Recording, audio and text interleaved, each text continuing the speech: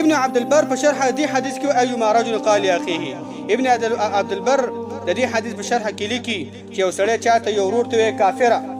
وې دا وی فقد باء القال بذنب كبير واثم عظيم اے خلکو وې دا سړی چې څوک چاته یو مسلمان ته کافر وي چې اے کافر وای کې کفر زری وې دا ډیره عظیمه ګناه ده ډیره غټه ګناه ده او د دینه منه کېدل پکار دي ځکه هغه سړی هغه څوک چې هغه د قبلې والی هغه مونځ کوي هغه اودس کوي الله ته تندې لګوي الله ته سجده کوي هغه ستا د قبلې ته او کعبې ته مونځ کوي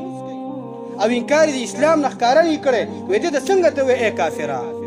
ته څنګه دا خبره کې چې اے کافره دا شان الله تعالی قرآن کې فرمایي اعوذ بالله من الشیطان الرجیم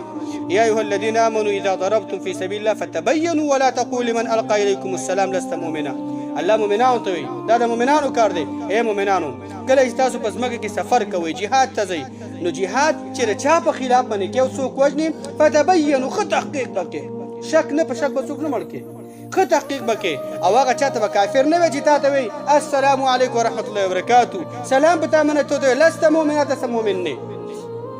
ته مؤمن نه څومره خلک په دې نامو باندې ووجلی شو چې یاره ښکاره به د ایمان دعوه کوي الله اکبر به وایي لا اله الا الله به وایي پنځه وخته مونځ به کوي او بل مسلمان نه لګېږي هغه وژني وایي دغه شان ته که مسلمانو جنت ته به ځي او که کافرو نو دغه شان ته جهنم ته به ځي نو ته به چېرته ځې زه هغه خو دې بوتو ته به چېرته ځې